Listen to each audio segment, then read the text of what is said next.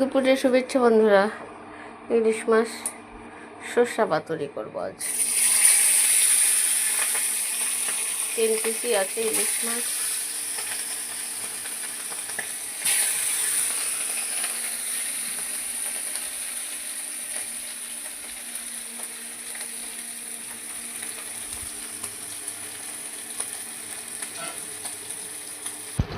মাফ করো বন্ধুরা,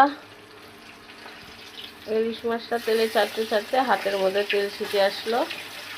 মনে হয় আমার হাতটা ফসকা পড়ে যাবে, প্রচণ্ড জ্বালা করছে। এই দেখো, কোলগেট লাগিয়ে নিলাম 2টা আঙ্গুল একদম।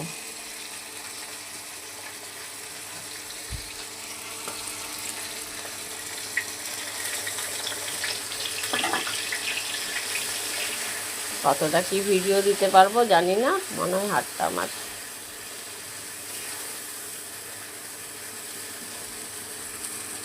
আমি এভাবে ইলিশ মাছের সর্ষা পাতুরি করি, তোমাদের সাথে শেয়ার করলাম। এই যে কাতল মাছটা রান্না হবে ছেলের জন্য, ছেলে তো খায় না ইলিশ। এই যে ইলিশটা আমি আর হাজব্যান্ড খাবো।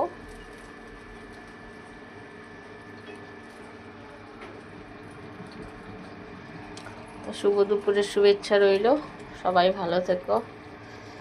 দেখো হাতটা আমার শেষ, 2টো আঙ্গুল একদম। রাখির বাইরেটা প্রচণ্ড রোদ, প্রচণ্ড তাকানো যাচ্ছে না।